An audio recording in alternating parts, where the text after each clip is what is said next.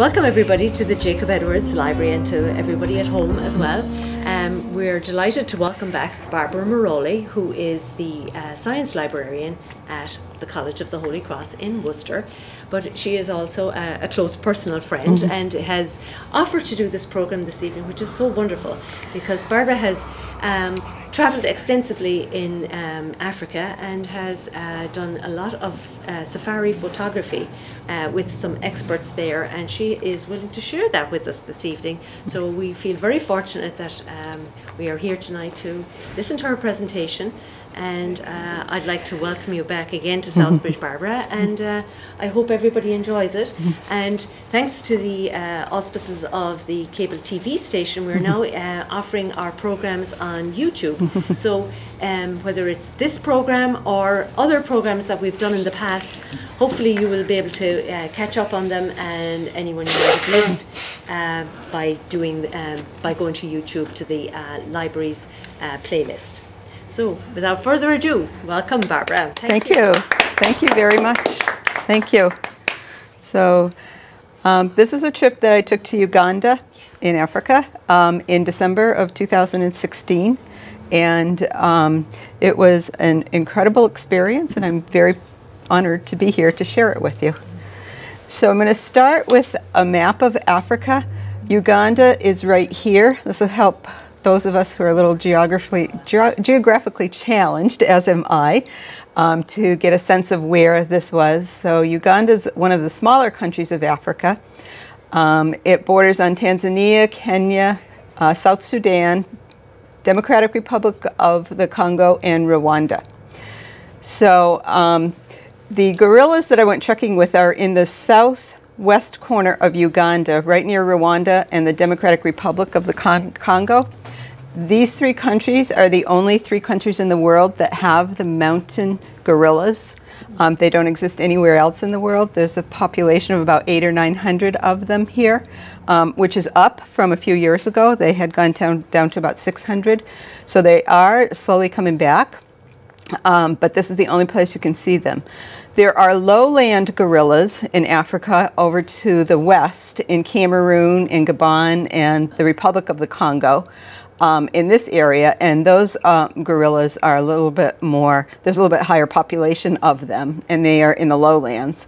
Some of those gorillas do exist in zoos around the world. There are some that are in existence, but there are none of the mountain gorillas in a zoo anywhere. So the only place you can see them is to go to this corner of the world.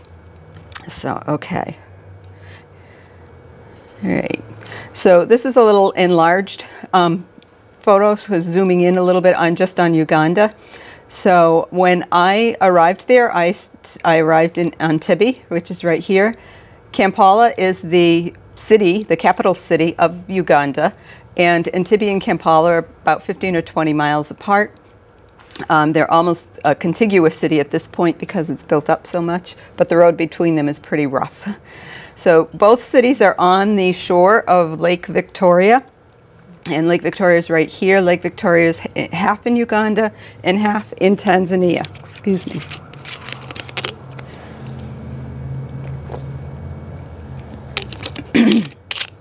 So when I arrived in Entebbe, I spent a day there. Then I flew from Entebbe to Kahihi, and then drove from Kahihi. Excuse me.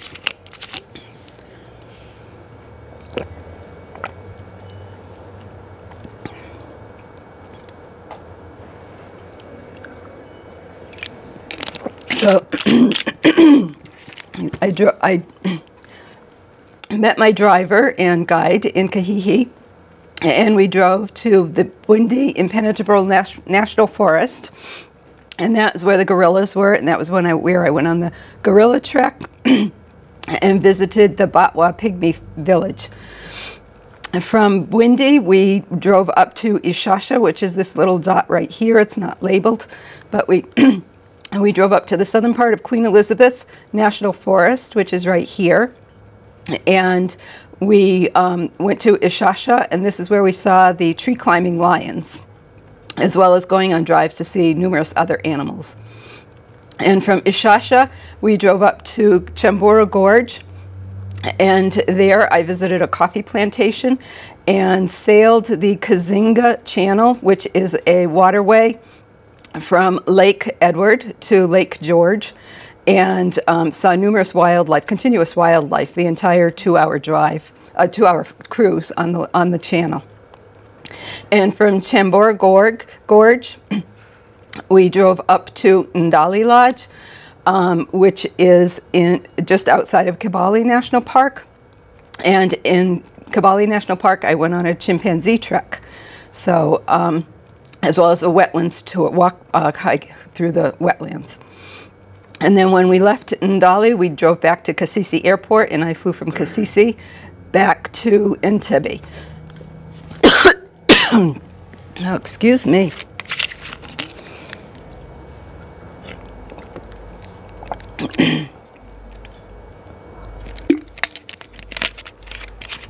Okay.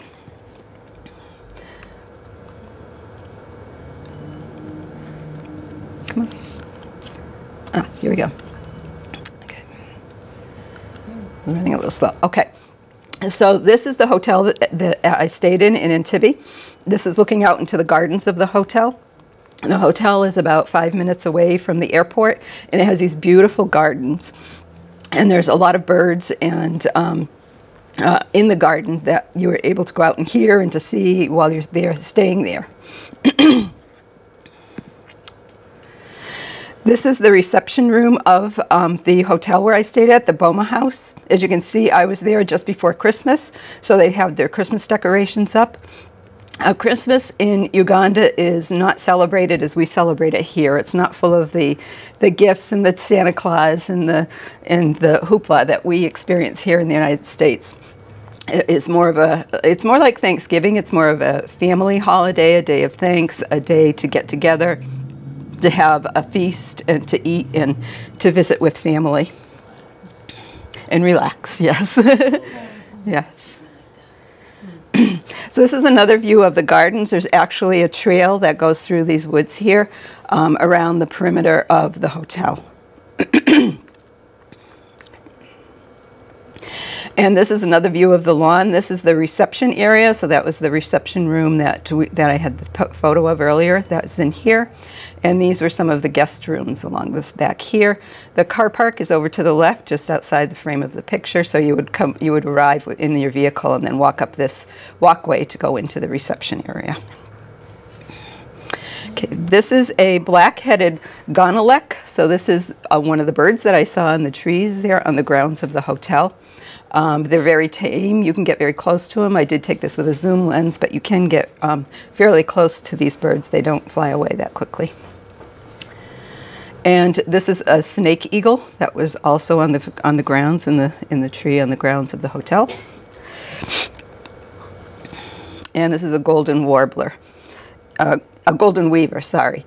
And I'll have more pictures of these and their nests. They have very interesting nests later on in the slideshow. This is the wildlife at the Wildlife Education Center. I did a sort of a back room tour, a behind-the-scenes tour of the Wildlife Education Center. So it's kind of a zoo, but it's really focused on education, and it's focused on taking care of animals that are habituated and can't go back into the wild, or animals that have been rescued and cannot go back into the wild. That is a shoebill, so a shoebill stork. So it's it's the largest stork in the stork family, and he stood about 3 feet tall from his feet to his back, and then his head is another 2 or 3 feet higher when he lifts his neck. I was actually able to go into the pen with him and pet him. And he has this funny head bobbing motion that he does. And if you bob your head toward him, he will bob his head toward you. So prehistoric. They do look prehistoric, yes. Is he missing a leg? No, he was just standing on one leg. Okay. And he kind of has you can kind of see his foot up behind the other leg there. How long is his wingspan? I'm not sure about that. You didn't see him fly? No, fly? no, they don't fly very much. I think they can, maybe get off the ground, but they don't. They don't fly high. So this was in the giraffe pen. I was able to feed the giraffe. So I am sitting on the sidewall in the bed in the back of a pickup truck. So I'm probably already about 6 feet off the ground. So this giraffe still had to lean down to take the food out of my hand. So the giraffes are about 22 feet tall when they're fully grown. I was also able to feed an elephant, and I was able to go in the pen with the elephant, and I fed a lion and a leopard, but I did that through the a wire fence, so kind of like a chicken wire fence. I wasn't, yes. But you literally have this chunk of meat in your hand, and you put it up to the fence, and they come over and they just start gnawing on it and chewing it and pulling on it. So you really have to hold on tight, and it's slippery, so it's really hard to hold on to. But it was quite the experience. And this is in Kahihi, so I flew from Entebbe to Kahihi the day after I'd arrived in Entebbe and went to the Wildlife Center. And this is the center of town in Kahihi. We had stopped at a supermarket to get some minutes put onto the guide's cell phone. So this is, and in the supermarket was right on the corner of the main road, so we're looking in the direction that we'll be going in when we get back on the road here. So you can see these are all the little shops in the villages. And look at the condition of the road. This is one of the best roads that we were on. Their roads are terrible there. Most of them are not paved. They'll be paved in the center of a bigger town, like Kahihi is one of the larger towns. So it's paved in the center for a couple of miles, but then it goes back to being a dirt road to go from town to town. Do they use gravel very much? On the dirt roads, they do, yes. Yeah, they need to for the rainy season because otherwise the roads get really muddy. So, and then there's a deep ditch here. It's kind of in the shadows, and that's to collect the runoff of the water during the rainy season. Otherwise, the roads would be even more washed out than they are. So this is the supermarket in Kahihi. This is the Kahihi Modern Supermarket, sponsored by Pepsi. And you can see the little Christmas trees in the front of the supermarket. This is my guide, Abdul. This was our safari truck that we drove around in. The roof of the truck flipped up so that when we were out on a drive, I was able to stand in the back of the truck and be looking out out through the top of the roof of the truck. So I got a pretty good view of things from there. So this is also looking from the same point, but looking in the other direction. That was the direction that we came from, coming from the airport. So you can see these group of men on motorcycles over here under the tree. This is a very typical thing that they do. They are called boda boda, which means basically border. It's kind of pidgin English, meaning border to border. So these drivers first came into existence to take people from one border of Uganda to the other border, and now they've evolved into being a taxi and delivery service throughout Uganda, so they'll go anywhere. And they collect under these trees, and they have a dispatcher who will take phone calls and take requests for them to go out and either pick up things from people out in the country. The farmers will call them to pick up produce to bring into the town to sell at market. They'll pick up people to give them a ride from one place to another. They'll deliver things from the town out to people if people order things from in the town. So they're really like a taxi and a parcel delivery service. Do they deliver mail as well? They may be used for mail delivery as well. I mean, there's really no postal service, and it's very They have couriers or independent? Private couriers, yes. Yes. So you get on the back of one of those Yep, motorcycles? you just climb on the back, and people were on the back with boxes, luggage, produce piled so high that the drivers could barely see where they were going. Later on, when we were further up north in Ishasha, we ran into a group of tourists that had broken down in the park while they were going on a safari drive. And so we stopped to see if they needed any help, and they were all set pretty much, but they had called a mechanic to come in, and so we drove on, and we're going about our business, and we saw the mechanic arriving, and he was on a motorcycle, and he had his box of tools under his arm, and they were bringing him out to this broken down car. So they do everything. They do everything. This is a tea plantation. So this is, they're growing tea. Tea is one of their export products, along with coffee and cotton. So they export, those are pretty much cash products that they will export and sell. Products that they grow for their own use within Uganda include green bananas, and green bananas are also called metoki, and that is, they mash it up and make like a paste out of it, so it's almost like poi or grits or something like that, and they'll use it as a base with sauces to make stews and to mix in with chicken and spices and things like that, so it's kind of like a base food, a starch food for them. So it's not like our yellow bananas. Other products that they grow are millet, cassava, sorghum, tomato, onion, potato, avocado. I'm reading off of my cheat sheet here. Mango, yellow bananas, papaya, watermelon, pineapple, sugar cane, cabbage, and then they also they catch fish, and they raise goat and sheep and cattle. Most of the cattle is for beef, not for dairy. And they also gather honey. And they also grow sunflowers, jackfruit, passion fruit, peanuts, and sweet potato. So they're a very agricultural country. They don't have a lot of manufacturing. It's mostly agriculture and tourism that supports the country. If anybody has questions, please don't hesitate to ask. They have a very long growing season. They're right on the equator practically. So agriculture would be probably a primary. They have 2 short rainy seasons in the spring from March to about the beginning of May, and then they have another one in October, November timeframe.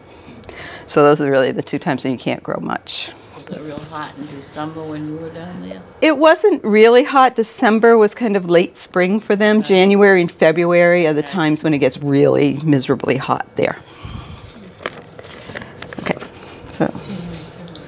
So they're opposite to us? Yes, because they're south. Well, the equator runs through Uganda, but they do, they are opposite us in terms of seasons. How's the humidity over there?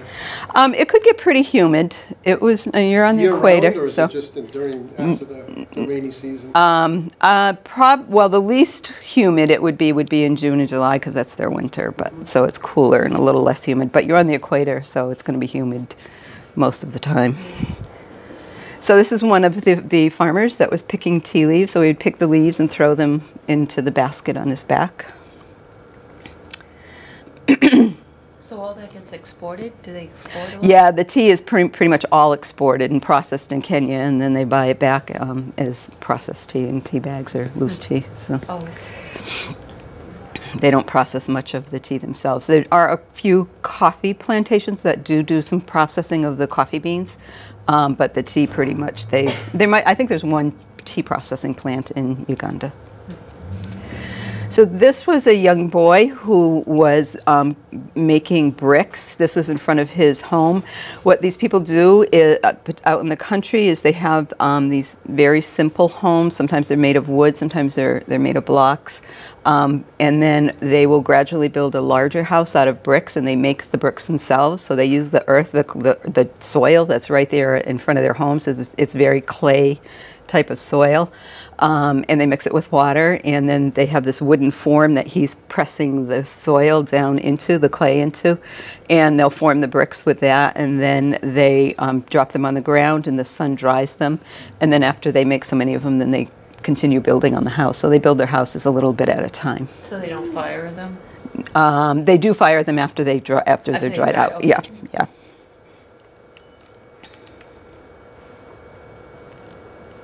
Okay, and then this is looking out toward the Bwindi mountain range, so that was our destination was out in those mountains to where the gorillas are. And this is just kind of an indication. So they live in a little shack like this. Some of them even had thatch roofs. They didn't have the stone roof. And then they would build their house right next door to it, a little bit at a time, and eventually they would finish building the house and put the steel roof on top of it and move into the brick house. So very small houses out in the country. 1, 2 rooms, very primitive, very small. You'd get a little bit bigger in some of the towns. Antibes and Kampala had larger houses because they had large expat patriots, so they built larger houses for the people who moved there from other countries to live in, but they're not by any means big houses like we would think of a big house. They'd be more along the size of maybe a large ranch house in the United States. So this was a guerrilla forest camp. This is in the Bundi Impenetrable National Forest, and we drove inside the gate of the forest, and then this was just a few feet up the road. The car park was down. I was standing in the car park down at the bottom of the hill, and you had to walk up these stairs to get to the actual camp, to the hotel where I was staying. And the stairs, if you could tell, they're not consistent in rise or in how deep they are, so you're constantly adjusting, your gait to go up them, and obviously there's no handles, no railings. So this kind of was a little bit of a test if you could make it up these stairs. I think there are at least 50, maybe close to 75 stairs to get up to the main reception of the hotel. And they would watch you to see how well you navigated the stairs, because if you couldn't navigate the stairs, you weren't going to be able to survive on the gorilla trek and literally survive the gorilla trek, because it was pretty demanding, pretty challenging. So fortunately I was able to make it up the stairs and make it through the gorilla trek, but some people can't, and they end up being brought down the mountain on stretchers because they're just not in good enough condition to be able to climb up the mountain. So what's the elevation there? That's a good question. Well, in the mountains, you're going to be at least probably 8,000 feet there.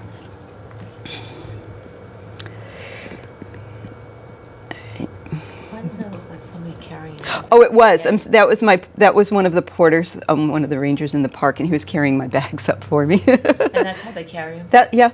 Okay. Yeah.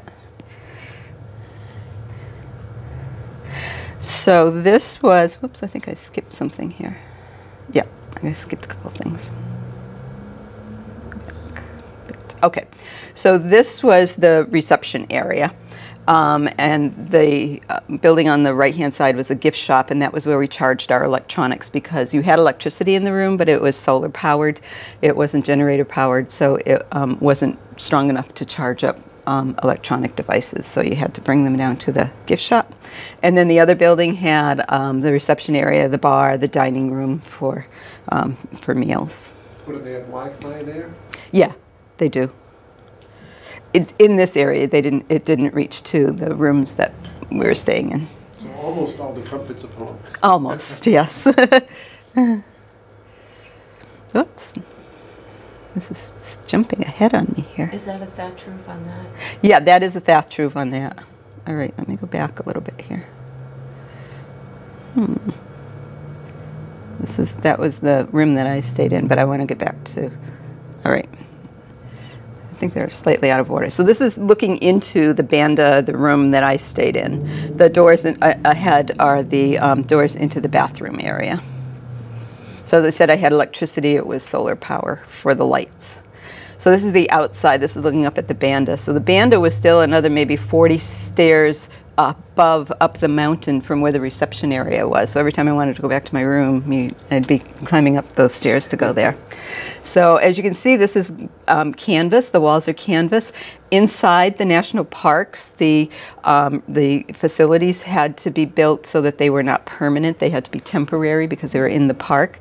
So in the park, you would stay in what they call camps, and you'd have tents like these at the camps. So if you were outside of the park, then they would have lodges, and the lodges could have brick or stone or concrete stucco walls on their buildings. That looks like a clay roof, though. Yeah, I mean, it's, temporary, but they don't move these at all. So it's more, it's like a tile roof. What's that? What's that? They don't move them. No, they don't. Meant to be moved, They can be moved, but but they don't ever move them. Are those supports being held up by just rocks? No, they're dug into the ground. And there's another banda right over here. You can see the roof of it, but there was so much foliage I couldn't see anything more than the roof. And on the right-hand side here, this was a sheer cliff that continued right up the mountain, and there were other bandas higher up. So this is the bathroom that I stayed in. So you can see it was open air. It was open to the outside. We did have running water. The water for the shower had to be heated, so they would build fires and heat the water up in these big cauldrons, and then when you were ready to take a shower, they would draw water into a can, like a plastic jerry can, and it's rigged up on a pulley outside, and they would pull it up, and you could turn the faucet on, and your hot water would come in through the jerry can. And this one had a hairdryer. This is the only place I stayed in Uganda that had a hairdryer in the room, and it was run by generator. So before you wanted to dry your hair, you would have to let them know to turn the generator on for you. So every time that generator came on, you'd figure somebody was drying their hair. Did you need a special hair dryer for that, or any normal one would work? Yeah, AC? They're on 220 volt, not 140. So you couldn't bring a hair dryer from here and plug it in; it would get fried immediately. But so you had to get a hair dryer over there. Over there, or a converter. And the outlet plugs were different, obviously. Yeah, they were like the 3-prong, like in Britain. Yeah. Okay, so that's the outside. This was a school in the village of Bahoma that I went to visit. This was a theater group. School was not in session, so they didn't have classrooms that I could visit. So this was a theater group that was doing a summer theater event. So they got together and did a song, and they were dancing, and they did a skit about the gorillas, and they were just very, very entertaining, very friendly. And then they put their artwork out on the ground afterward, and you got to pick pictures that they made. You could and buy the picture from the artist. So it's a little competitive between the children whose artwork got selected. So I do have a couple of samples of the artwork over there on the table. There's a lot of different things that I picked up if you want to take a look at those afterward. And then this was in the orphanage. There was also an orphanage in Bahoma. A lot of the children in the orphanage are there because their parents have come on hard times, particularly like the farmers if they have a bad growing season, and they can't afford to feed their entire families. They'll put some of their children in the orphanage for a while until they can get back on their feet and bring their children home again. Other children in the orphanage are there because both parents have died and they don't have any other family members that can take care of them. Of course, everybody knows Uganda had very high AIDS and HIV in the 1980s, so there are very few people there my age. Mostly everybody is around 45 and under, because most of the people in my generation had passed away from AIDS and from HIV. So some of the children that are here are also victims of parents dying from diseases that they couldn't fight. So this is a group picture. I'm here in the background in this picture. And this was the artwork that the orphanage children, the orphanage and the school did practically the same program. It was very similar. So, and they're right down the street from each other. But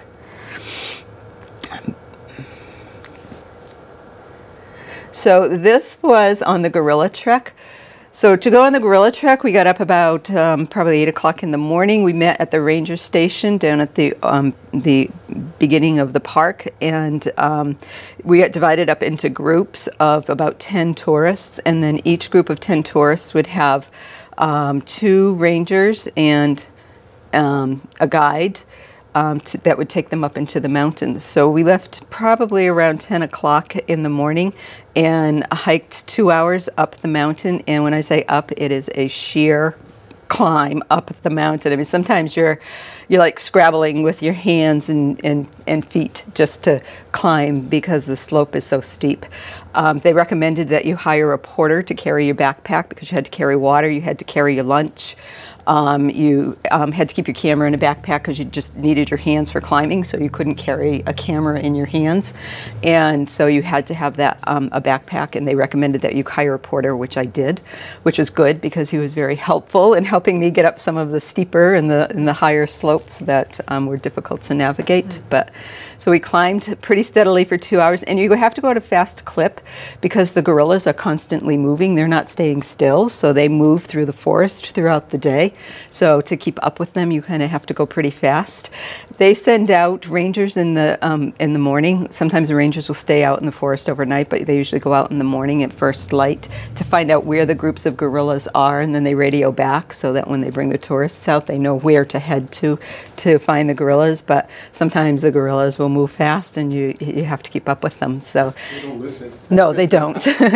So it took us about 2 hours to get to where the gorillas were. Most of that time you're on a dirt path, but when you get to the last bit to get to where the gorillas are, they're not necessarily right near the path. So then you're breaking your way through the jungle. So they're literally cutting down the jungle with the machetes, and you're climbing over tree roots and branches and vines and all kinds of vegetation, foliage to get out to where the gorillas actually are. So the group that we came upon had 6 members. It was a silverback and 2 blackbacks, and the silverback is an older gorilla. He's the patriarch of the group. As they get older, their hair starts to turn silver on their back, so that gives them authority and gives them dignity, and they become the leaders of the group. And so there was one of those, and then there were 2 blackbacks who are young males that had not yet started to turn silver, and then there were 2 females, and then there was 1 baby. So it was very difficult taking pictures of the gorillas because you're in the jungle. There's very heavy canopy of the foliage over the trees, so it was dark. You just get the dappled sunlight that would come through, and of course the gorillas are dark, and it's very shady. So it's tough to get pictures of them, and you don't have a lot of time to set up a shot. You've got to kind of be quick about it. So. He is. There's actually 2 here. This is the baby, and he's wrestling with his mom, and this is kind of her breast right there. So she's kind of laying down on the ground. And so this is the little one again. He was very fascinated with me. I think it was my blonde hair because I had the same coloring as the silverback gorilla did, and they don't see that very often. So he would run up to like within 2 feet of me. We were supposed to keep about 15 feet away from them. We weren't supposed to get any closer than that. But they would sometimes come up to us and up to me, and he'd get about 2 feet from me, and then he'd go scampering away and turn around and look, and he just didn't know what to make of me. And then there's another shot of him. Makes you wonder what they're thinking.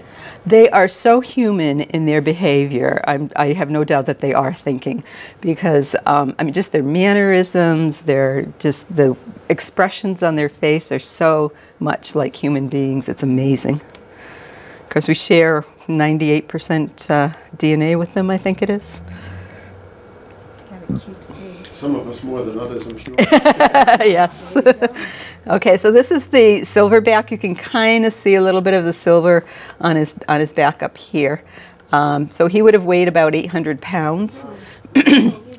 Yeah, and very calm demeanor. They don't rush around. They're vegetarian, so they eat all day long because they have to eat enough to sustain themselves of all the plants and the leaves and the shrubs and things. And they're constantly on the move, looking for fresh things to eat.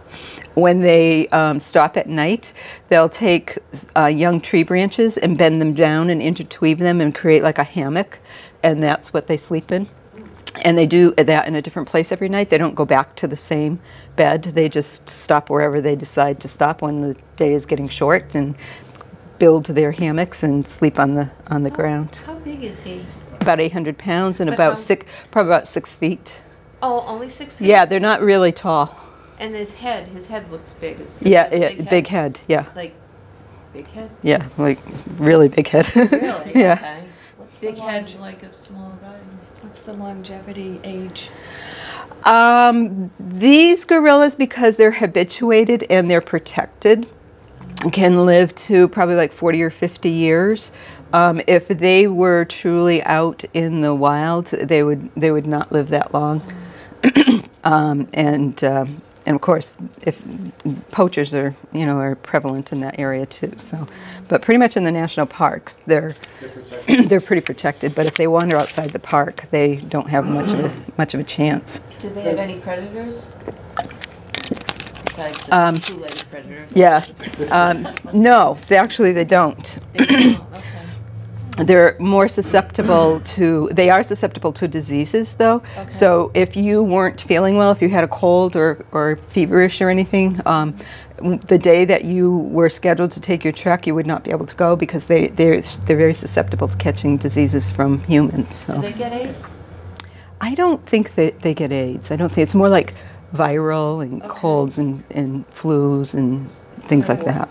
Bugs, viruses, bacteria. Have the rangers had any problems with poachers? Oh, all the time. All the time, everywhere. What do they want from them, though? What do they... Just the, Capture them for The gorilla, sport? it's just the sport of bagging a gorilla. Yeah. I mean, elephants are the tusks, rhinos are the tusks, but the gorillas, it's just the big game hunt. So. Oh. You all heard about that lion that was killed by the dentist because they say Yes. it wandered out of the park. Right.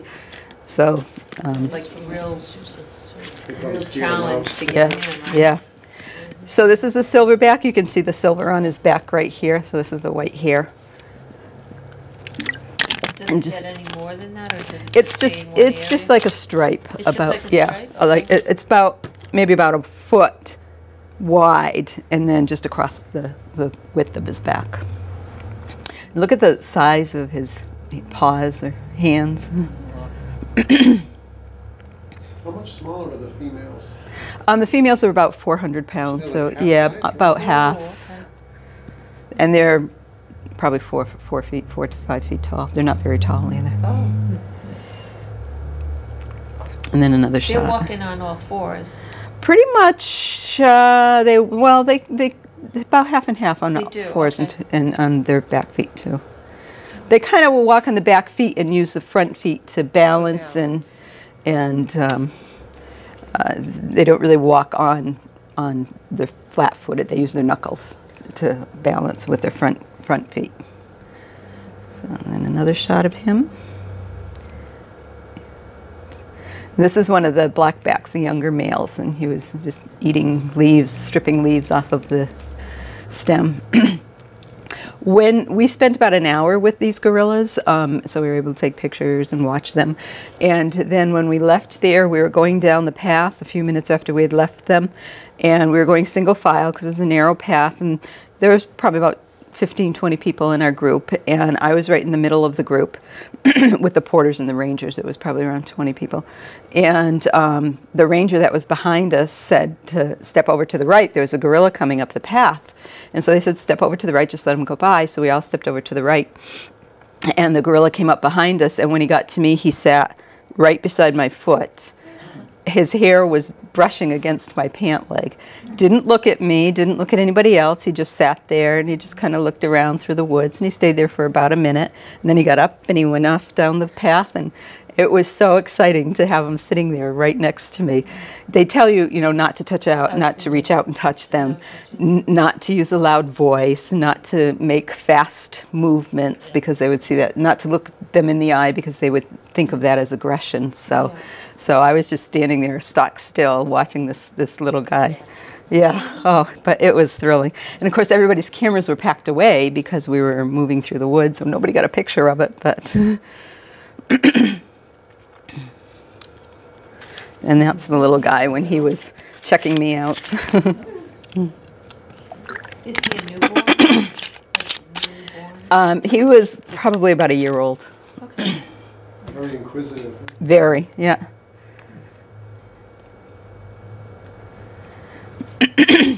And they're so used to the people coming through and seeing them that they just don't bother with you. It's like you're not even there. Look forward to it. They may. So the adult ones don't get aggressive when you're near the little ones. Nope, they were just doing their own thing and laying around, lounging around like this. And, yep. And then this was just gazing off into the distance here. Just like we do. Yes, yeah. And then this is the mom and the baby. They were wrestling. It was like they were putting a show on for us. They knew we were there. And she was tickling him and roughhousing with him. Or her, whichever it was. And a couple more shots of that. And you can see there, he's kind of got his hand on, she's kind of chewing on his hand or reaching for his hand, and his ears right there and eyes. So kind of dark to make that out. Okay, so this is now back in the village of Bahoma. Many of the villages have what they call safe watering spots, safe water places. So they have wells and spigots so that people can come there and get water that's not contaminated with a disease or anything, so it's much healthier for them. These yellow jerry cans are everywhere in Uganda because this is what people use to go to the watering hole and get the holes. And because this was summertime, it was the children who would get sent to the watering holes to get water to bring back to the house because they don't have running water, they don't have inside toilets, they don't have electricity in their homes out in the country. How do they move them? Do they have The, a cart or something? the cans, Yeah. the children lug them. They'll put them on their heads to carry them or put them up on their shoulders to carry them. So It's like, They look kind of heavy. they're heavy, yeah, yeah. They're about 5 gallons? Yeah, I would say those must 40 be, pounds. yeah, Yeah. yeah, yeah. So this is the Batwa village, the Batwa pygmies that I went to visit in their village. This is about a half-an-hour trek up the mountain to get to their village. And the entire way that I was going there with the guide kept saying to me, no, don't be intimidated by them. They're very gruff-looking. They look very intimidating. They don't smile a lot. They don't talk a lot. But they really are happy to have you come and see their village and see their way of life. And so then we got there, and I was the only one on the tour that happened to be going at that time. And so it was just me and the guide and the ranger. That you have rangers everywhere with guns to supposedly to scare off the wild animals if any of them approach you. So you always have to have a ranger with you. And so it was just the three of us that was visiting there, and they were fascinated with me for some reason, so they kept asking questions, and of course they didn't speak English and I didn't speak their language, but the guide was interpreting. So and they were fascinated just to see me being there. So they were just asking a lot of questions, and they were very friendly, and they did a dance. Of course, this is part of their routine. They do a dance for you to kind of explain their way of life, and then they do a demonstration with the bow and arrow, and then they gave me the bow and arrow to try shooting their little wooden animal target. And of course, I have shot a bow and arrow exactly twice in my life. The first time was at Girl Scout camp.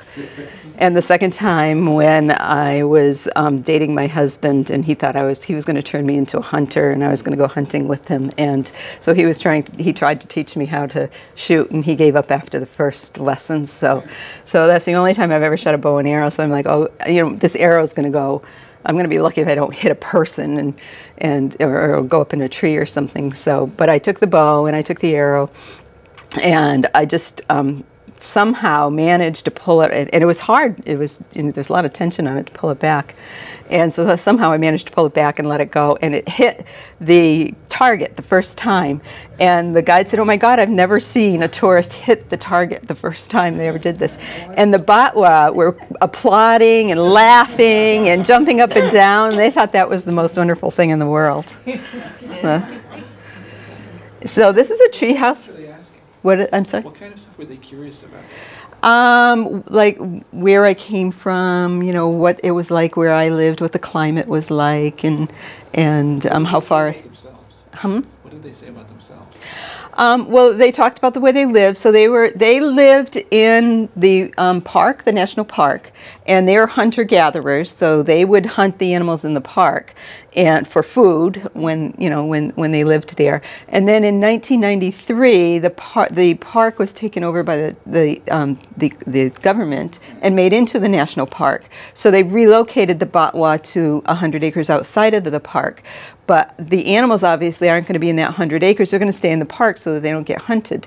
So these people can't do the hunting that they used to do. So they've been taught agriculture, but they really don't like doing the agriculture. But they still do gather medicinal herbs and plants and things like that. And they gather honey. So they do some of the things that they used to do, but they can't do the hunting that they used to do anymore. So they're a little unhappy about that. But Livestock? they may have some goats or chickens, but nothing more than that. So this tree, they build this tree house, and when they give birth, when the women give birth, they will put the baby up in the tree for 2 days to see if it will survive. And if it survives, then they consider it to be hardy enough to put effort and resources into raising that child. And if it doesn't survive, then they assume that the child would not have survived anyway, because it would have been too weak and not hardy enough to survive the environment there. So they didn't waste their resources and energy on. Not feeding it? No, they don't feed it.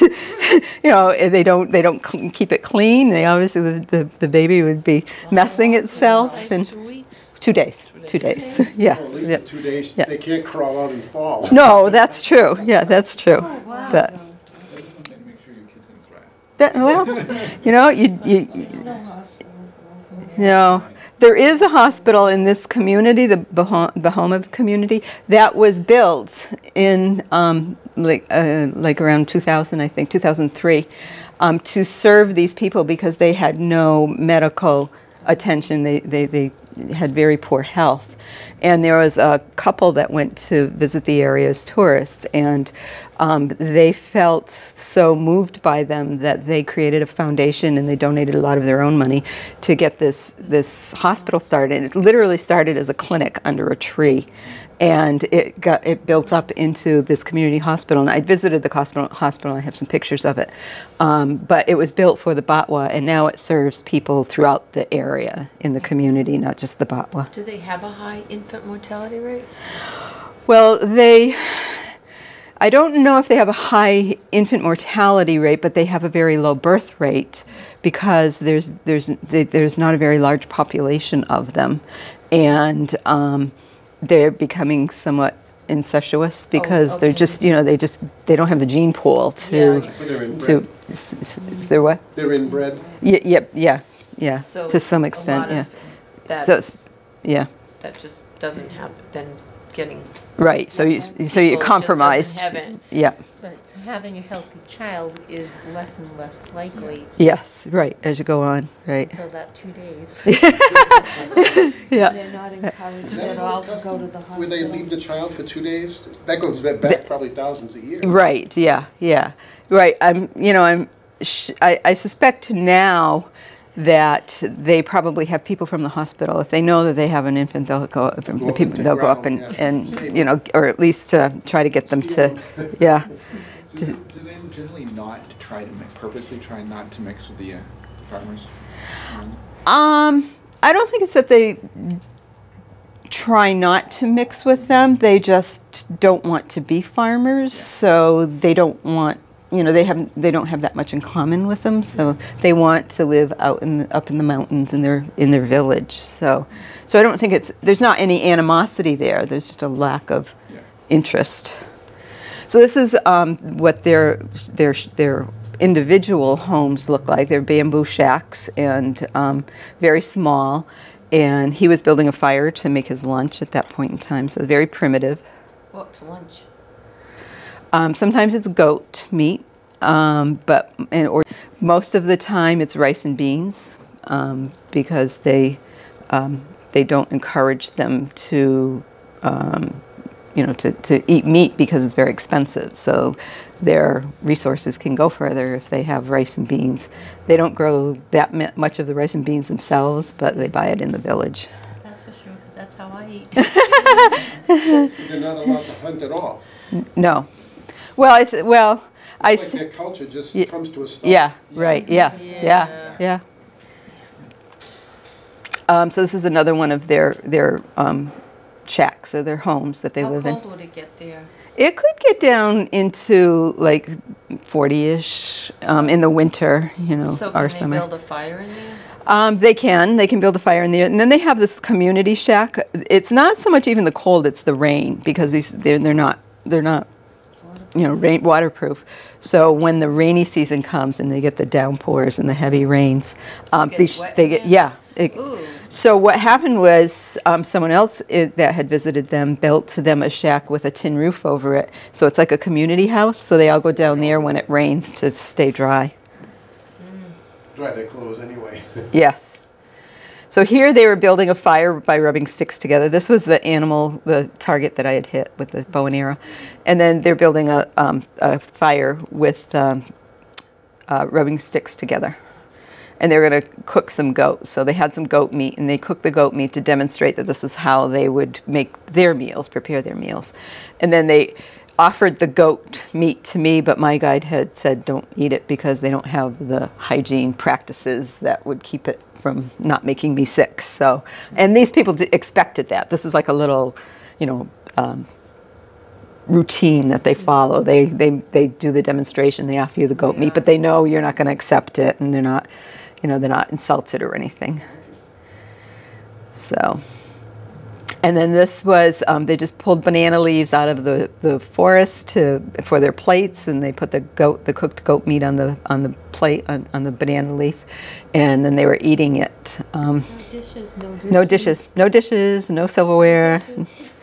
My dream. Yeah, yeah. Really? The girl who comes and eats them. And then I had wanted to get a picture with them, so I'd gone behind them to have my picture taken. And when I did that, this woman kind of leaned back into me when I knelt down behind her. So I was like, I wonder what she would do if I put my hand on her shoulder. So I did. And she just leaned even harder into me, and she had this big smile on her face. That made me feel really good that they were. What was the name of their language? What do they call it? Oh, I don't remember what he called. Is it a written language or is it only spoken? I think it's only a spoken language. So this is where we had climbed. This is a path we had climbed up to visit their village. It was these are just farm buildings here, so it was a little bit higher up. It was about a half-hour hike up the mountain.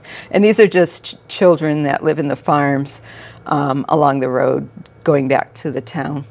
But the children just come around when they see tourists because they're just fascinated with the tourists. And even when we were driving down the road to this area, the children would all come running out from their houses to the edge of the road, and they're all hello, hello, and they're waving to you.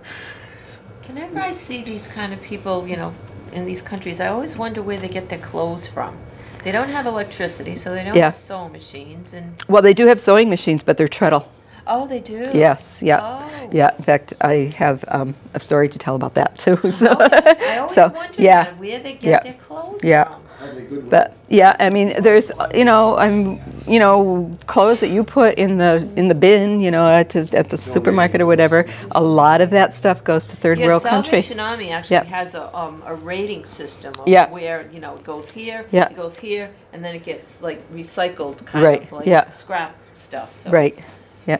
So this is the community hospital. Now it's about a 4 or 5 building complex, and these are just patient rooms right off the open air here.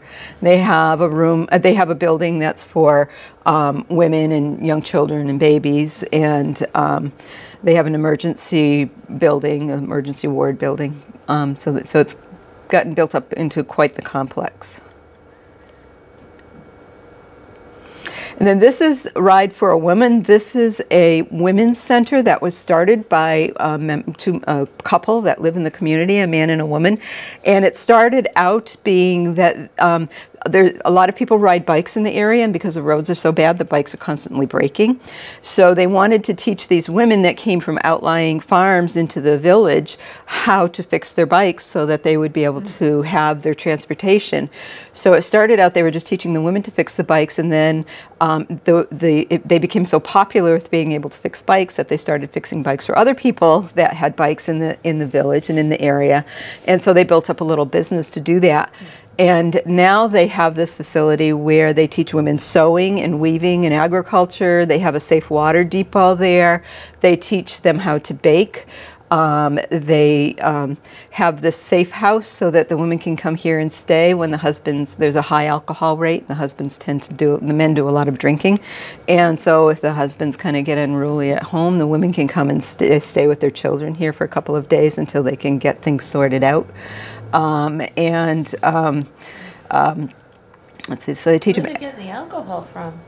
They make Oh, it. They make it. From, Yeah, from, I don't know, I think, Everything. yeah. They just ferment it? Yeah, yeah. Probably like, I don't know if it's the green bananas or the cassava or something, but So they're not doing it for, they're doing it to get drunk? yeah, yeah, They're doing it, okay. they're yeah. not- They're, yeah. It's not like, like wine way back when was because you didn't have water until you No, drank this wine was, because you- yeah, this is drinking out of boredom and Oh, really? just because they're men and they can drink and it's accepted and they do and they get drunk. Blind. Yeah, yeah, yeah. And now they rent some of the rooms out to visitors, so to the tourists. So they're like running kind of a hotel as well, and they have a dining in the area, and they serve meals too. So, I would imagine there's a lot of unemployment.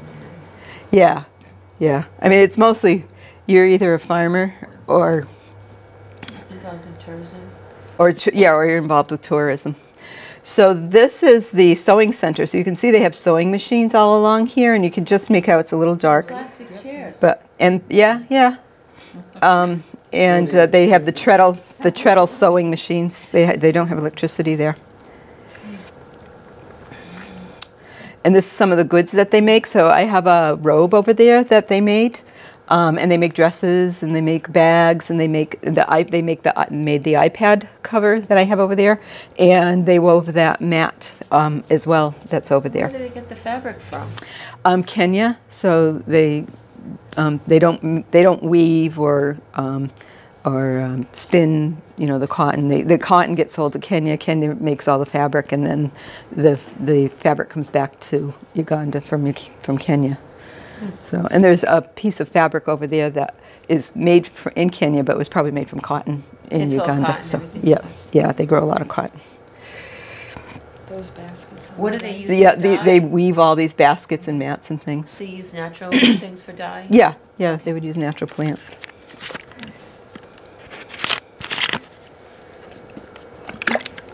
So this is Eve. It was she and her husband Dennis who started this this center for the women. And this is her son. He fell asleep, and she just pulled the carrier up over his head and carried on. So this was now when we were leaving Burundi and we were heading up to Ishasha. This was the day before Christmas. And as we were driving through the little villages, you could see that they all had, there were many of the homes or the buildings, the shops that had slaughtered beef carcasses hanging. So there's one here, there's one here. And this is, the farmers would slaughter a cow and bring it into the villages, and they would sell the meat to everybody for their Christmas dinner. Flies all over it. Yeah. Yeah. Yeah. Just like Mexico. Yeah. And so then this is also one of the little village markets, and everybody brought their goods to sell. So there's onions and potatoes and tomatoes, and people bring whatever goods they have. If they have clothing they want to sell or things that they've made, they'll bring it to the village. And so this is the children carrying the water cans on their head. And you can see this one's struggling. It's pretty heavy for him to carry. He probably weighs 50 pounds. Yeah. Yeah. This is a typical home outside of the villages. They're very small. They don't have a lot of windows. They're dark. They're 1 or 2 rooms. They don't have electricity. They don't have plumbing. They don't have running water. This one's got a metal roof, but a lot of them have thatch roofs, and they wash their clothes and hang them out on the line. And they are the cleanest people I have ever seen, even though they don't have washing machines. They wash their clothes in tubs and stomp on them with their feet to clean them. But I saw women and children that were dressed, I'm sweating and sticky and hot and dusty, and they look immaculate. I mean, even their feet don't get dusty. I don't know how they manage to walk on dirt roads and not get their feet dusty. They have sandals on? Or Sometimes. Yeah. Sometimes they walk barefoot. Okay. And this is a woman that had just gone into the village, and then she was heading back home, and she had her little one carrying behind her and carrying her whatever she purchased or brought into the village with her, and then her balancing on yeah, her head? yeah, they do that. It's amazing. I probably have to speed this up because I'm not even halfway through. But so this is in Ishasha. So this was a group of elephants that we saw just as we were entering Queen Elizabeth Park. And they were in a water hole, so you can see he's got his nose wet there.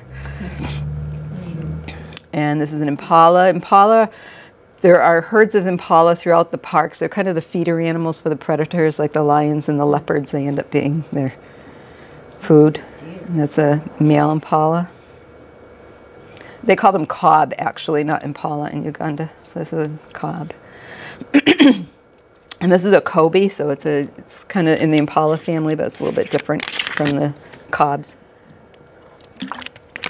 Kind of like our moose versus our deer around here. So this is a palm nut vulture.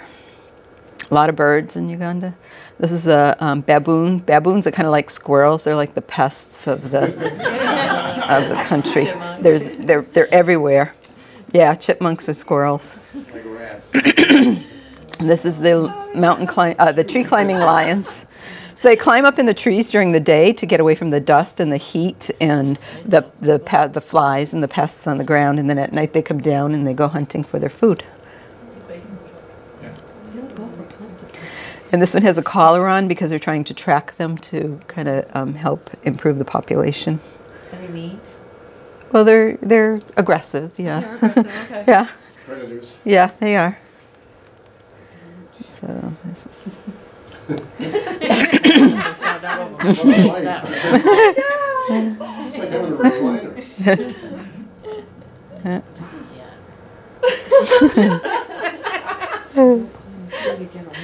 It looks like he's waking up. Sleep like that every night. I know. I really do. I know. Oh, look at his He's licking his chops. That's a good ad for siesta. Yeah. Oh, cute. So this is the tent that I stayed in the Ishasha camp. Now this was again in the park, so it was a camp, so it had to be the canvas walls. And this was the bathroom area, and the shower's right over here. And Cold water only? yeah, but they do the hot water. Oh, they yeah. they solar heat the hot water here, and then they put in the buckets and hang it from the pulleys. So this is the outside. This is the front entrance to my room. And the first night that I was there, I woke up in the middle of the night, and I could hear really heavy footsteps. And then I saw the side of the tent was started to move, and I'm thinking, oh, that must be like baboons coming through or something.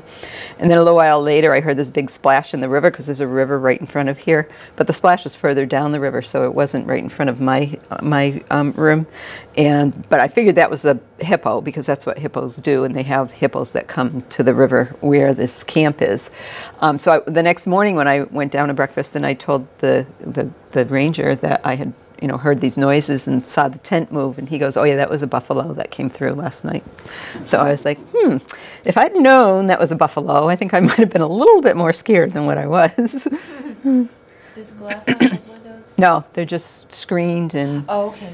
and then they have curtains that they draw at night. Okay. So this is the river right in front of my room. And then that's the water. The way they do the hot water, they just fill this with hot water from the tanks that they heat it in. Is that a Oh, 5-minute shower? campground shower. No, actually, it's pretty. It lasts for quite a long time. And then this is in front of the reception area. And that's underneath the reception area. It's very open air. But so this is where we ate dinner quite often, ate meals. And then this is a black and white colobus monkey. They're very fast. Their head is shaped kind of like a little turban hat. And then they have really long tails and very long fur on their back.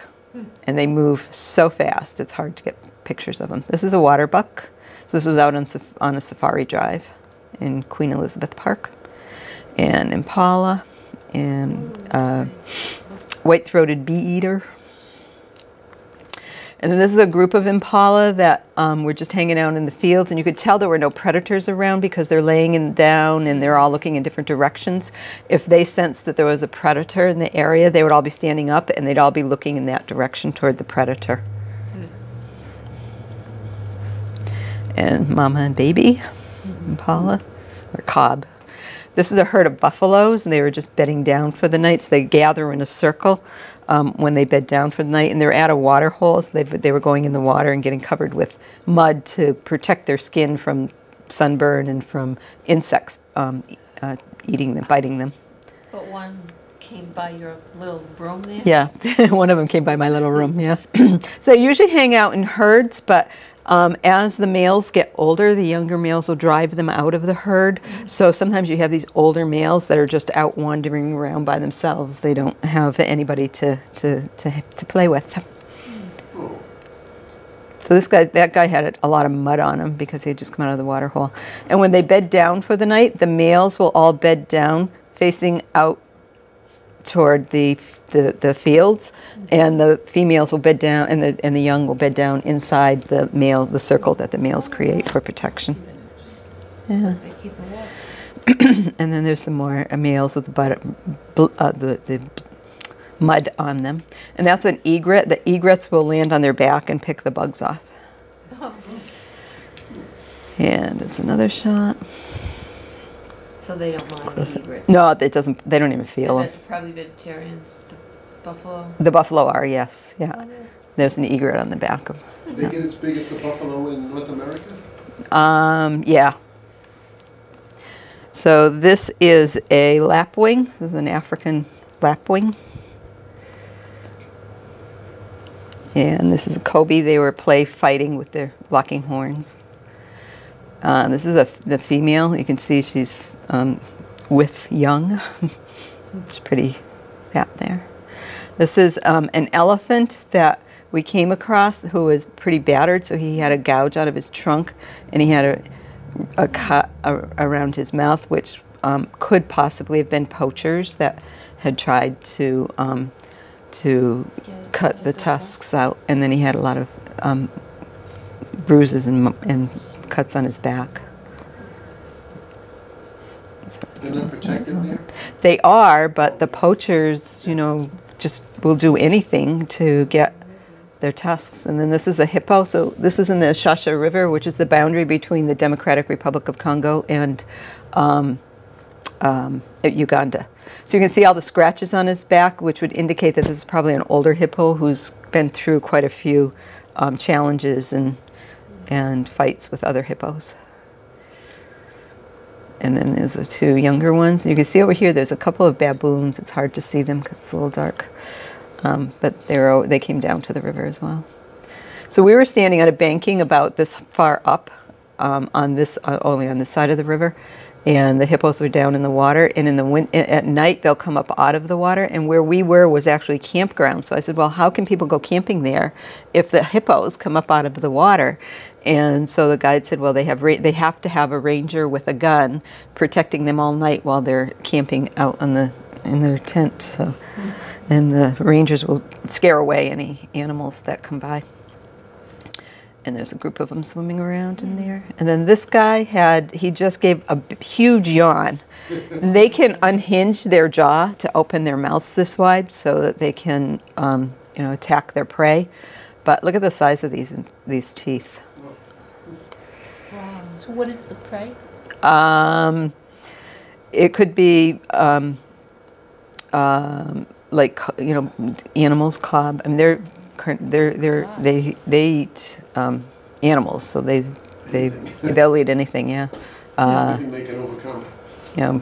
Were they aggressive towards people? I mean, they are very, very aggressive. They're the most aggressive animal that there is. They're more aggressive than lions or rhinos or any other animal. Yeah. Really? Yep. Okay, so this was sunrise on Christmas Day. And this is a herd of buffalo that was just crossing in front of us.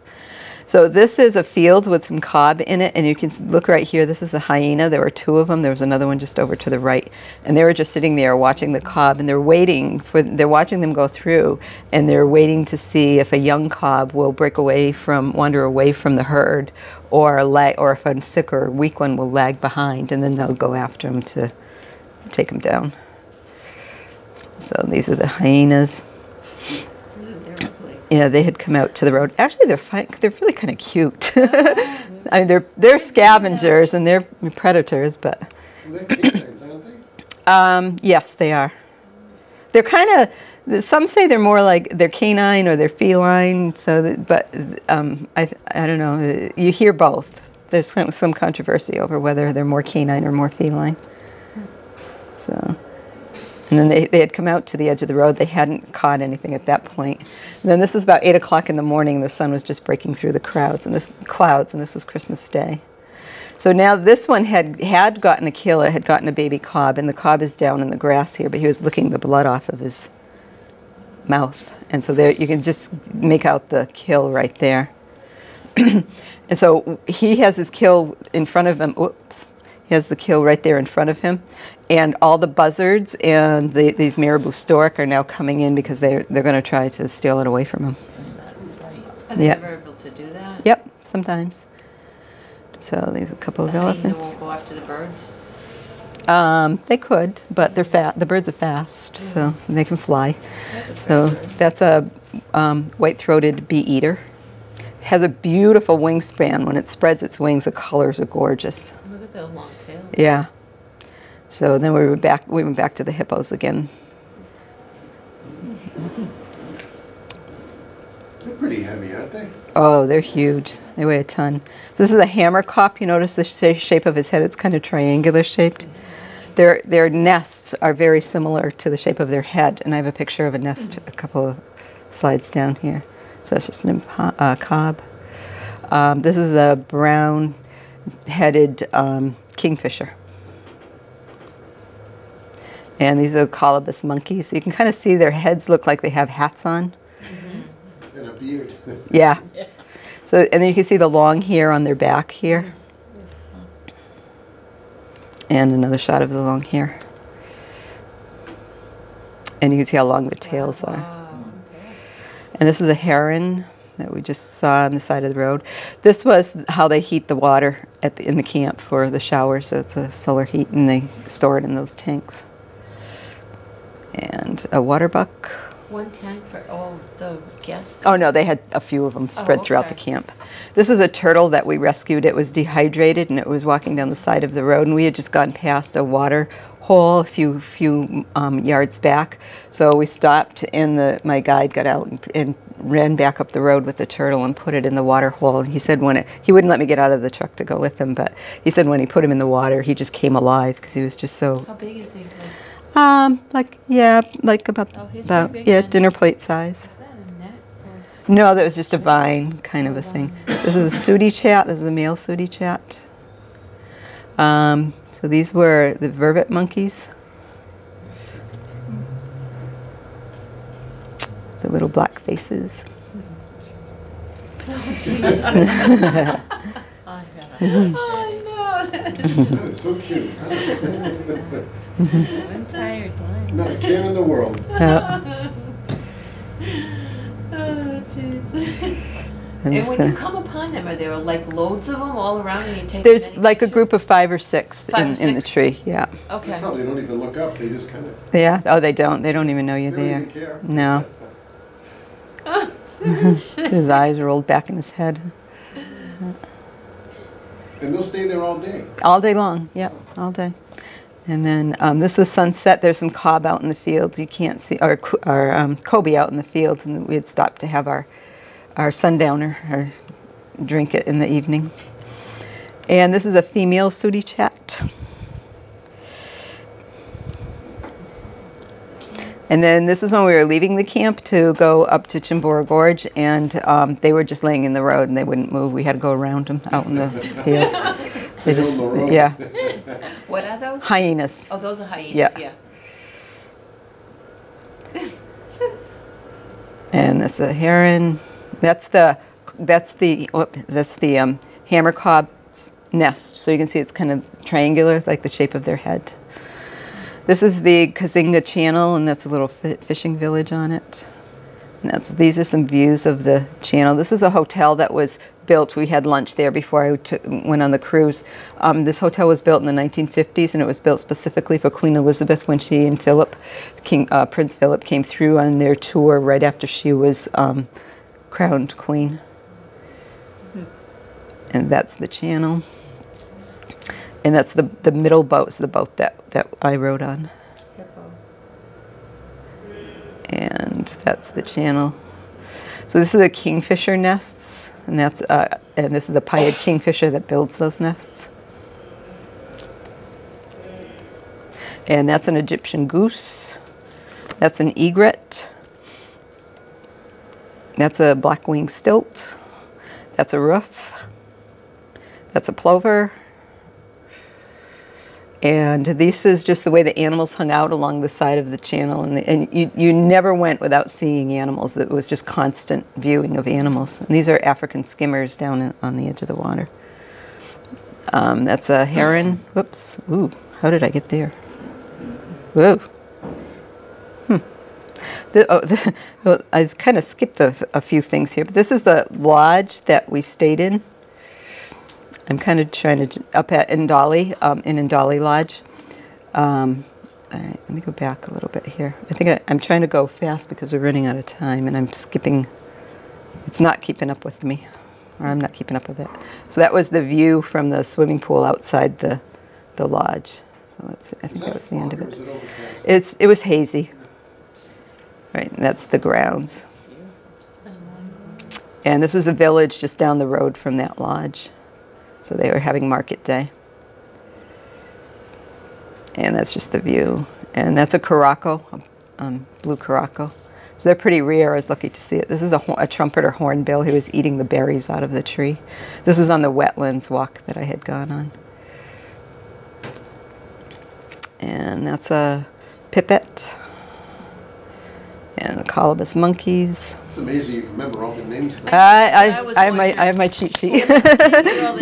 Yeah, these are baboons. When we were going on the walk, they came out of the bush and they walked up the path, and they went into the maize field across the path from where we were standing. And the one maize field that didn't have a guard to keep them out, they knew where that field was, and they went in there and they got their maize. And oops, this way. And then they took their cobs, their maize cobs, out to where we were standing, and then they sat down and ate their lunch. Pretty smart. Incredibly smart.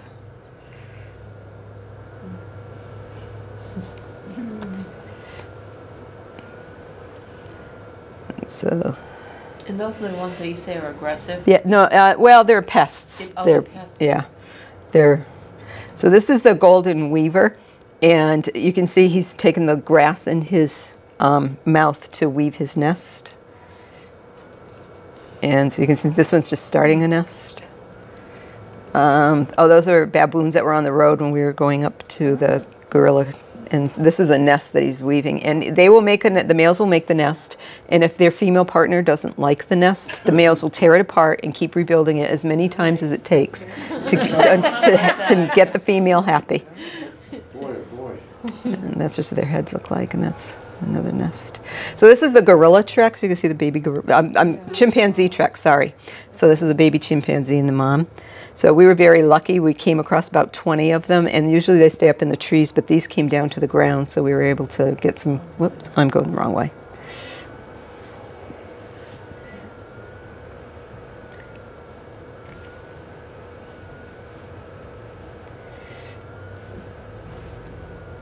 And he just let out this scream after he'd come down the tree, and then he just sat there, and then he let out this scream. I'm kind of going backwards with these. I love this one. He was so cute. And these two are actually being very friendly with each other. So they're kind of. There's so few in number. They got to try something. Yeah. Yeah. Now they're all protected, right? Yes. Yeah. Yeah. This is actually in the Kibale National Park. So anything that's in the park is protected. And there's not much that lives outside the park these days. That's Really? sad. Yeah. Yeah, I work with a woman who grew up in Africa, and she said they used to go for Sunday rides, and you would just see the giraffe and the lions and all the animals just as you're driving down the road everywhere. And now the only time you see them is in the parks. I'm watching the clock, Margaret. I'm going fast.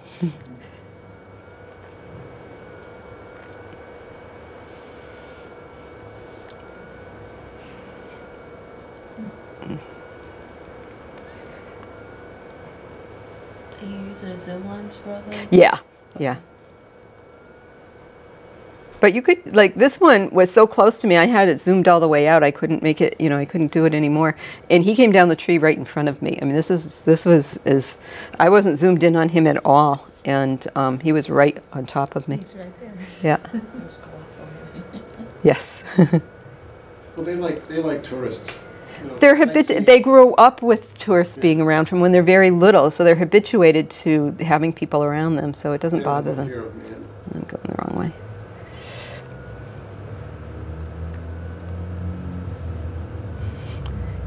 And I mean, humans aren't supposed to interfere with them, but the rangers will kind of look out for them, and Well, if they it's- have to. Yeah, right. There's coaches around it. Yeah. It makes sense. And this is from a picture of the view from the room where I stayed in at the last lodge, and then this was the outside of the lodge. And then this is the inside, so the bathroom and the room. So you see, this was outside the park, so it could have the stucco walls and be more permanent. So yeah, they are pretty luxurious. So we had electricity in the rooms, but the main room where the dining room and the bar and the reception was candle lit at night, so they had no electricity in that building. I'm sure they Were did in the. cooking on wood? Well, yeah, wood, but I mean, they may have had electricity in the kitchen, but. And then this is the green bananas, and these are two bicyclists. They loaded up the bikes at the farmers, and then they're coming down to the market, and they're going to load them on the trucks to send it to Kampala. So, and this is the trucks. They just load them up as full as they can load them, and then they drive into Kampala for processing the green bananas. This is what they make that paste with, their starch. So, and then there's another guy riding from the farm into the village. That's gonna be So, awful messy. yeah. And this is the view from, this is back at Chembora Lodge. So we were up on the gorge and we were up at the top. So I think I'm going to stop here. If anybody has any questions, I'd be happy. You were very engaging with the questions, so that's great. If you want to take a couple minutes, take a quick look at some of the things over there. Most of that stuff, a lot of those things were all handmade, and a lot of it was by the Ride for Women Center in Bwindi, the women that made that. So. And there's a picture of the gorillas and my certificate for the gorilla hike and check. And so, How long were you there for? I was there for 2 weeks. So, yeah. That's a long trip. Yes, thank you very much for coming. I appreciate your attention. I really enjoyed doing this. I could talk about this all night long. Yeah, yes, yeah, you're very attentive. Thank you.